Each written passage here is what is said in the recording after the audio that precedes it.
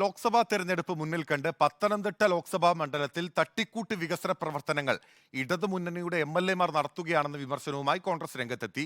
പത്തനംതിട്ട നഗരത്തിലെ അഭാൻ മേൽപ്പാല നിർമ്മാണം ഉൾപ്പെടെ പദ്ധതികൾ ഇഴഞ്ഞു നീങ്ങുകയാണെന്നും ജനങ്ങളുടെ കണ്ണിൽ പൊടിയിടാനാണ് പല പദ്ധതി പ്രഖ്യാപനങ്ങളെന്നും കോൺഗ്രസ് ആരോപിക്കുന്നു. ആറന്മുള നിയമസഭാ മണ്ഡലത്തിൽ ഉൾപ്പെടുന്ന പത്തനംതിട്ട നഗരത്തിലെ അബ്ബാൻ മേൽപ്പാല നിർമ്മാണം സമയബന്ധിതമായി പൂർത്തിയാക്കാൻ കഴിയുന്നില്ലെന്നാണ് കോൺഗ്രസ് വിമർശനം. മേൽപ്പാലത്തിന്റെ 5ാമത്തെ സ്പാനിന്റെ പണി ഉടൻ ആരംഭിക്കുമെന്നാണ് ഒടുവിൽ വന്ന പ്രഖ്യാപനം.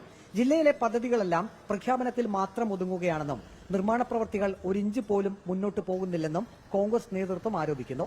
ലോക്സഭാ തെരഞ്ഞെടുപ്പ് മുന്നിൽ കണ്ടാണ് ഇപ്പോഴത്തെ പ്രഖ്യാപനങ്ങളെന്ന് DCC vice president Suresh Kumar പറഞ്ഞു. ജനങ്ങളെ പറ്റിക്കാൻ വേണ്ടിയിട്ട് ഓരോ പദ്ധതികൾ ആസൂത്രണം ചെയ്തിരിക്കുകയാണ്. വോട്ട് എങ്ങനെയെങ്കിലും ജനങ്ങളുടെ തട്ടിയെടുക്കുക എന്നുള്ള ചിന്തയോടുകൂടിയുള്ള തട്ടിക്കൂട്ട് പ്രസ്ഥാനങ്ങളാണ് ഇപ്പൊ പത്തനംതിട്ടയിൽ ഭരണകൂടവും ഈ പറയുന്ന MLA മാരും ഈ പറയുന്ന ഇടതുപക്ഷം ഭരിക്കുന്ന തദ്ദേശ സ്വയംഭരണ സ്ഥാപനങ്ങളും ചെയ്തുകൊണ്ടിരിക്കുന്നത്.